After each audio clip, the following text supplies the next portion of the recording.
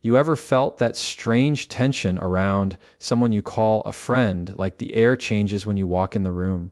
They smile, they talk, they act normal, but deep down, something feels off. It's not obvious, it's subtle. The quick glance, the half-hearted compliment, the silence when you succeed. See, sometimes hate doesn't shout, it whispers. And the truth is, the people who secretly dislike you aren't strangers. They're the ones sitting closest to you. Tonight, I'm going to help you see through the mask. Because when you know the signs, you'll stop mistaking fake peace for real friendship. You know what's tricky about people who secretly dislike you? They're not always the ones throwing obvious shade. They're often the ones standing beside you, clapping, just not too loud.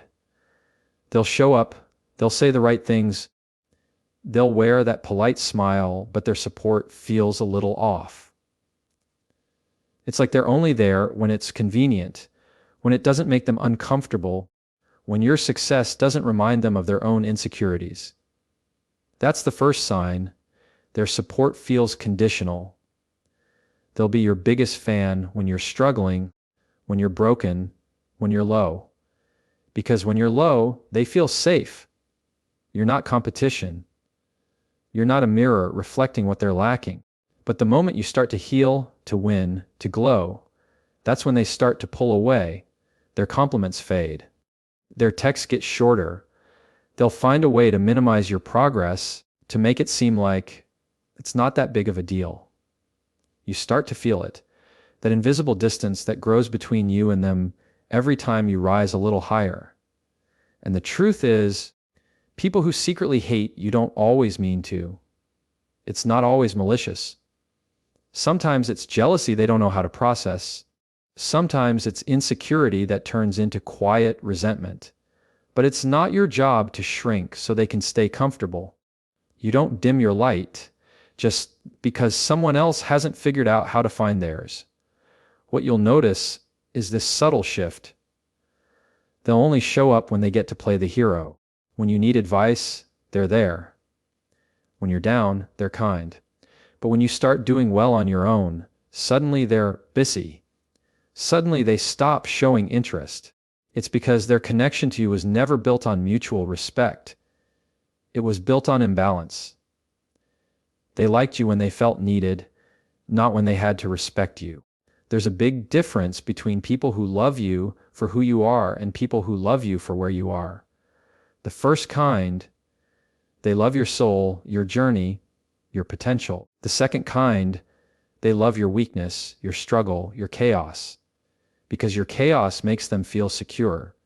But the moment you grow, the moment you become stable and grounded, their hidden resentment starts to surface. You start hearing phrases like, "You've changed," or "You're acting different lately," as if growing is a crime. No, you haven't changed. They just liked you better when you were smaller. That's the painful truth. Some people don't want to see you happy, not because you did something wrong, but because it reminds them that they settled. Your success pokes the part of them that refuses to grow. And instead of facing that discomfort, they'd rather distance themselves or pretend to be supportive while secretly wishing you'd fall back down. And here's the part that hurts the most. Sometimes it's the people you love the most. The ones you've shared your secrets with. The ones you defended when no one else did. You trusted their applause. You believed their cheers. But now you see it, their smile doesn't reach their eyes anymore. Their "I'm proud of you" sounds rehearsed. You can sense the shift in the energy. And deep down, So how do you handle it? You don't confront it with anger. You don't start matching their distance with bitterness. You just stop depending on their validation. You stop performing for people who don't actually want to see you win. Because when you keep seeking genuine support from a conditional heart, you'll always feel like you're not doing enough. But it's not you, it's them. When someone's support feels conditional, don't chase it. Don't beg for understanding. Don't try to prove your worth to someone who's already decided it threatens them. Just keep moving. Because sometimes silence says what words can't. I see you. I understand who you are, and I'm no longer giving you access to the parts of me you only pretend to value.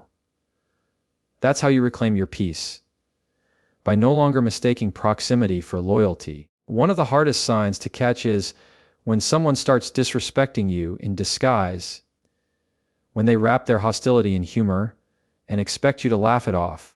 You know those jokes that don't really feel like jokes? The ones that sting a little, but they smile right after, so you tell yourself you're being too sensitive.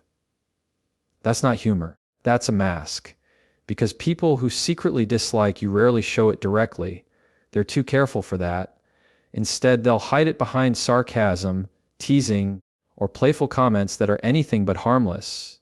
They'll say things like, "Wow, look who's finally on time," or "You're so lucky you got that job," or "You're not really that kind of person, are you?"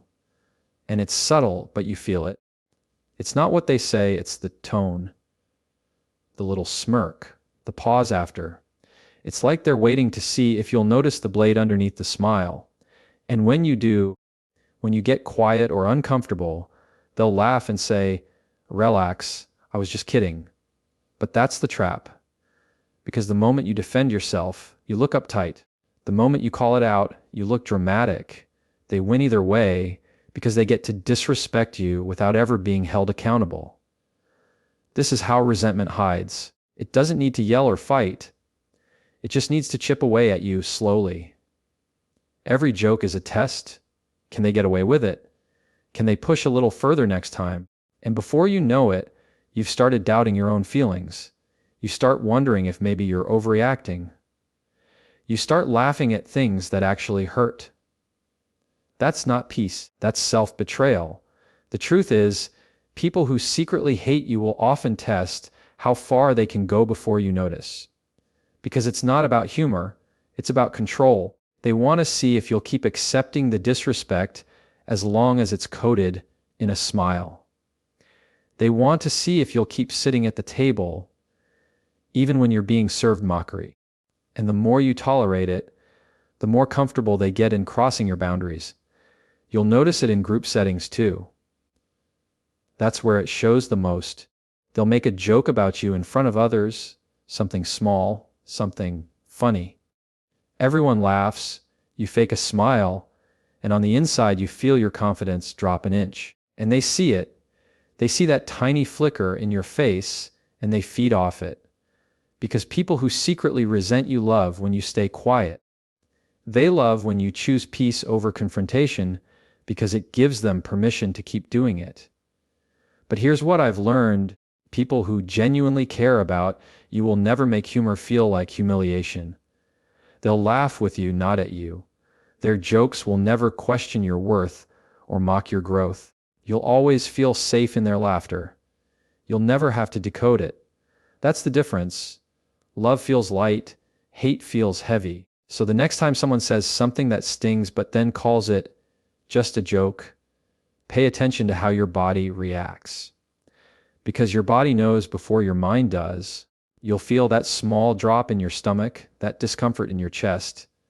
That's your intuition saying, this isn't love. Don't ignore it. Don't explain it away. Don't try to convince yourself that it's normal. It's not. You don't have to argue. You don't have to expose them. All you have to do is stop laughing when something isn't funny. Stop entertaining disrespect just because it's disguised as humor. Silence speaks volumes. When they realize they no longer have access to your reactions, they lose their power. Because sometimes the most powerful thing you can do is stop smiling at what breaks your heart. You'll notice that when someone secretly hates you, they can't genuinely connect with you. Because everything turns into a quiet competition. It's subtle at first. You share something you're proud of, and instead of celebrating with you, they try to one-up it.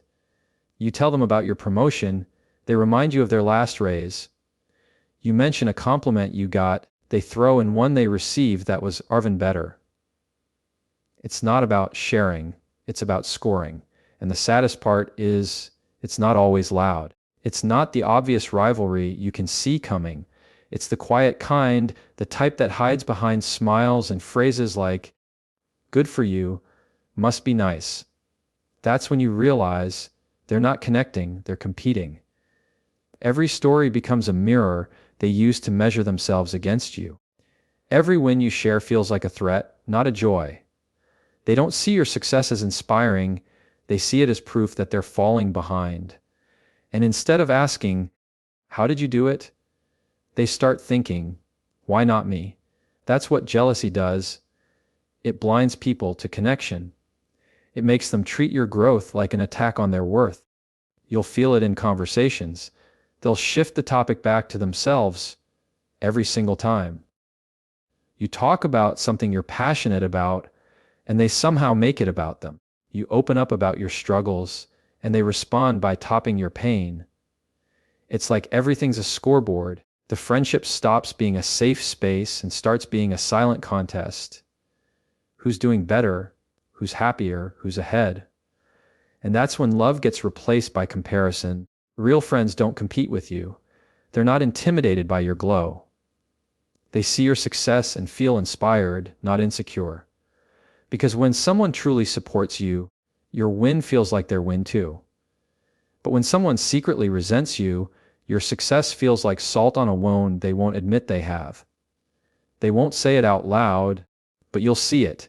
In their silence, in the way they stop showing up for you, in the way they change the subject whenever life starts going right for you. Sometimes it gets even quieter. They start imitating you, copying your ideas, your habits, your interests. And at first, you think it's flattering. You think they admire you. But over time, you realize they're not trying to be inspired by you, they're trying to be you. Because in their mind, they can't celebrate you until they feel like they can match you. That's not admiration, that's envy dressed as interest. The danger of this kind of energy is that it drains you slowly. You start noticing you don't feel safe sharing your joy anymore. You hesitate to talk about what's going well because you know it'll make things awkward. You find yourself holding back good news just to keep the peace. And that's when you know the relationship isn't healthy anymore.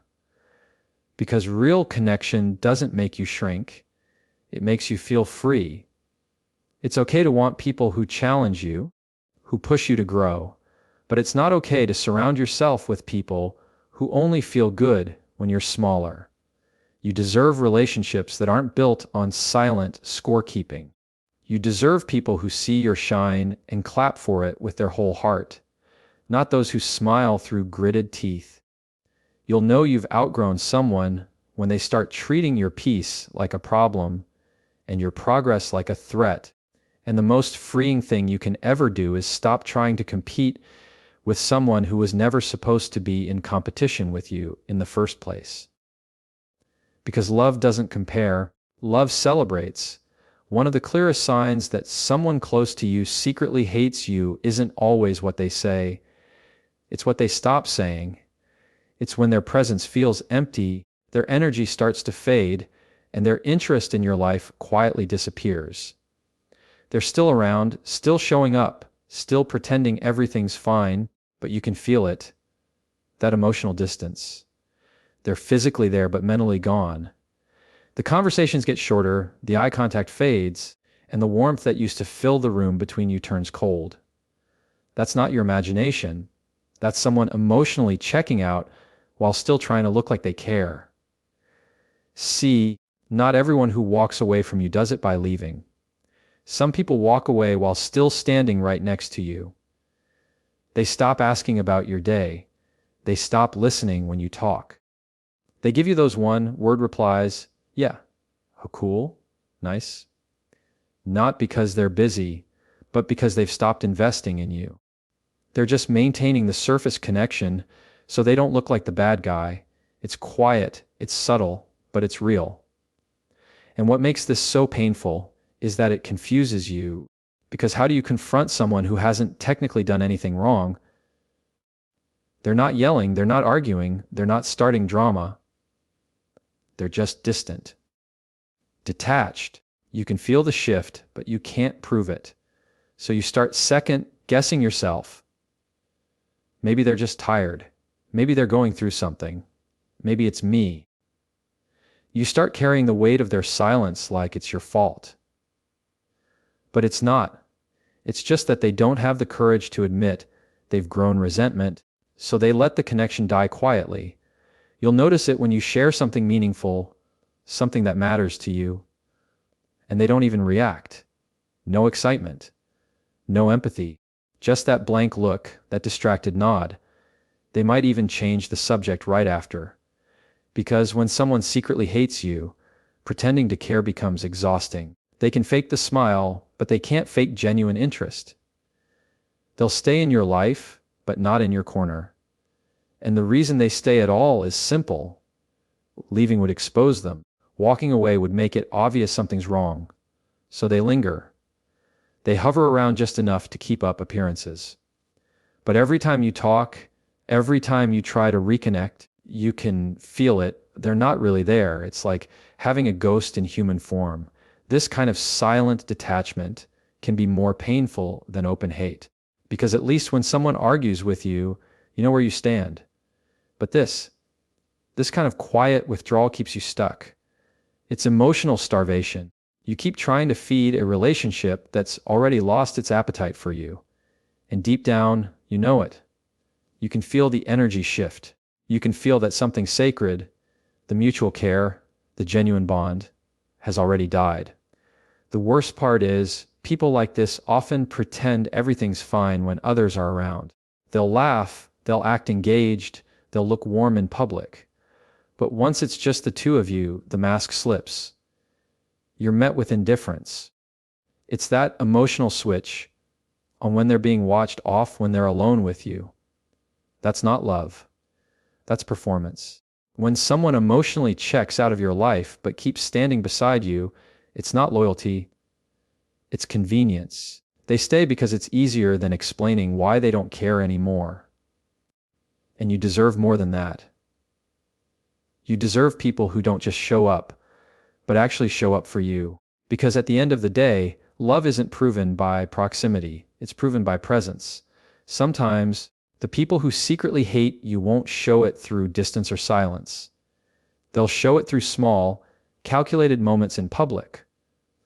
The ones that seem harmless, even funny, but carry an undertone that makes you feel small. They'll undermine you subtly, almost artfully, because they know how to hurt you without ever looking like they did. That's how resentment hides in plain sight, under smiles, laughter, and perfectly timed jokes. You'll be telling a story, something light, maybe even personal, and they'll jump in to correct you. They'll say, "That's not exactly how it happened." Or, "Well, you forgot the part where you messed up," and everyone laughs. You smile too, because you don't want to make it awkward. But inside, something stings. Not because of what they said, but because you know why they said it. They wanted that moment. That tiny shift of attention, that quiet reminder to everyone that you're not as great as you just sounded. It's never about truth, it's about control. They want to keep you grounded, but not in a kind way, in a way that keeps you below them. And they do it so subtly that if you ever called it out, you'd look petty. That's the manipulation. They make you doubt your own sensitivity. They'll say, "Oh, come on, I was just teasing," or "You're taking things too seriously." So you start laughing it off, brushing it away, pretending it doesn't bother you. But it does. Because it keeps happening. It's death by 1,000 little comments. And with every one of those moments, you lose a bit of trust, a bit of comfort, a bit of yourself. What's even more painful is that other people rarely notice. To everyone else, they look friendly, playful, maybe even charming. But you feel it differently. You can sense the tone behind their words, the intention behind their timing. You can feel when something isn't meant to make people laugh with you, but at you. It's a quiet humiliation, masked as humor, and it leaves a bruise no one can see. You'll also notice how they handle your success in front of others. If people compliment you, they'll find a way to balance it out, to make sure the room doesn't see you shine too brightly. They'll say things like, "Yeah, she's always been lucky," or he's good at that, but trust me, you don't want to see how he is behind the scenes. It's disguised as banter, but it's really sabotage. It's envy in disguise, a way of saying, don't look at them too long. And it's not just in your wins, it happens in your vulnerable moments too. You open up about something, thinking you're safe, and they use it as material later. A story, a joke, a subtle reminder that they know your weakness. They'll sprinkle it into conversations when others are around, pretending it's lighthearted, but it's not. They're reminding you that your vulnerability isn't safe with them. That's what makes it so toxic. They take pieces of your trust and turn them into tools for control.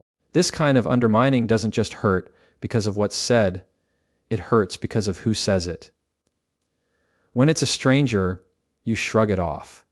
But when it's someone you love, someone you thought had your back, it cuts deep.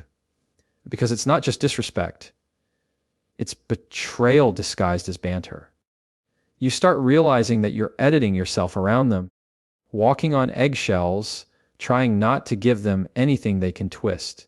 And that's when you know you've lost something sacred, safety. Here's the truth. People who secretly hate you will always try to make you look smaller in ways that don't make them look cruel. That's their strategy. They don't want to look bad. They just want you to feel bad. But you don't have to play along. You don't have to laugh when the joke is at your expense, or pretend it's okay when it's not. The most powerful way to expose their intentions is not to fight them, but to stop feeding the game. Because when you stop responding to the disrespect, when you stop laughing at what hurts, you take away the one thing they crave most, attention. Sometimes the truth doesn't show up in words, it shows up in energy.